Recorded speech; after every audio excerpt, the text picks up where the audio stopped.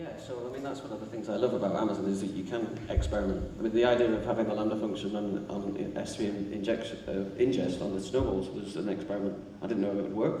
And we actually processed 1.1 million files. We only had a few that weren't processed due to the size.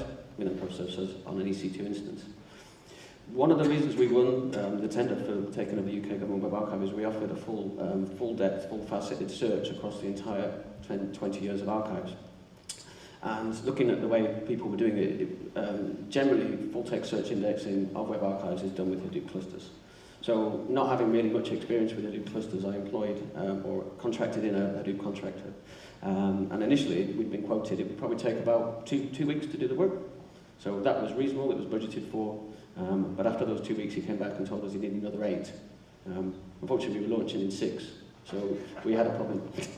So with the experimentation that we've done with Lambda, we didn't move any data from S3. We processed it directly in S3. And if you've got a 100 meg WARC file, or web archive file, a web page is only bits of it.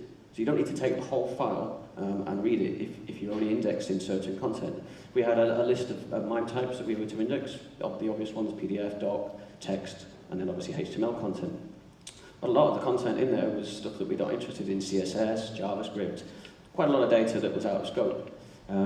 So what we did, I tasked our team internally, we got rid of the Hadoop consultant, he wasn't very good, and I tasked my team internally to do some out-of-the-box thinking, going, can we leave the data in S3 and still process it?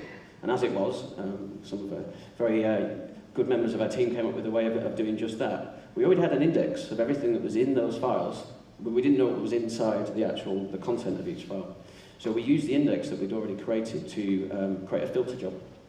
And we did that filtering job with 350 EC2 instances, which we spot purchased. And once that filtering job had finished, it then passed on to an indexing job. And I think it was about 750 servers. And the jobs were actually running concurrently. And it was an experiment again. But within 10 hours, we actually did a full-text search index into Elasticsearch of 120 terabytes of data. And we actually processed 1.4 billion documents in those 10 hours. And our team had seen, only a few weeks before, the British Library posted some results about how they'd done with their Hadoop cluster on site in the British Library. They'd managed to record 10 million documents an hour.